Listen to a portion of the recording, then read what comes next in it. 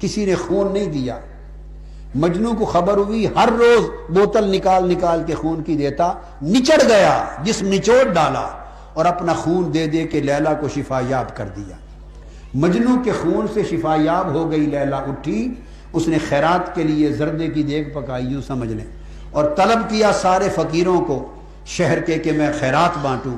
سارے عاشق قطار میں آ گئے، مدعیان عشق قطار میں آ گئے، ہر ایک کا پیالہ بھر بھر کے لیلا دیتی رہی، ڈالتی رہی، دیتی رہی، ڈالتی رہی، ہر ایک کے پیالے بھر بھر کے ڈالتی رہی، ہر کوئی لے کے خوش ہوا۔ جنہوں نے قطرہ خون کا نہیں دیا تھا لے گئے۔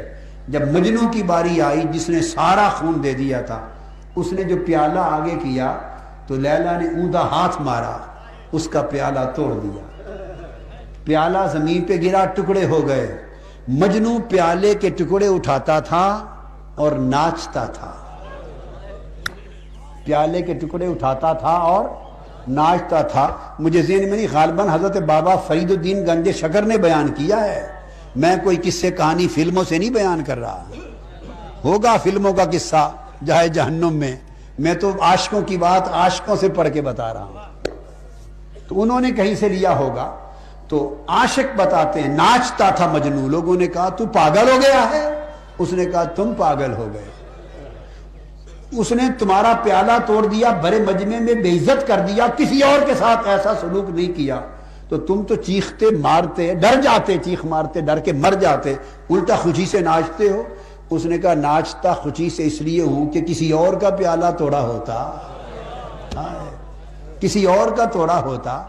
یہ جو سینکڑوں لوگ تھے، یہ سلوک تنہا میرے ساتھ جو کیا تو مجھے کچھ الگ جانا تو کیا نا، مجھے اوروں سے الگ جانا تو کیا، سو اس لیے میں نے کہا جفا جو عشق میں ہوتی ہے وہ جفا ہی نہیں،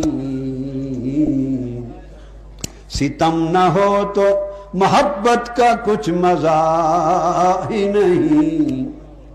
حضور داتا گنج بخش علی حجویری سے پوچھیں اس بنی اسرائیل کے عابد اور عاشق کا حال جس نے 70 سال پہاڑ کی غار میں عبادت کی تھی، کشف المحجوب میں اللہ پاک نے وحی بھیجی پیغمبر کو کہ اسے بتا دیں کہ تمہاری 70 سال کی عبادت ہم نے رد کر دی۔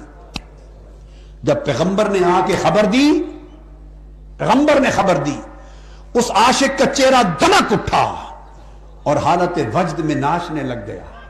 پیغمبر نے پوچھا تیری تو 70 سال کی عبادت تباہ گئی، بجائے اس کے کہ تم مر جاتا تو خوشی سے ناچتا ہے، کیا سبب ہے؟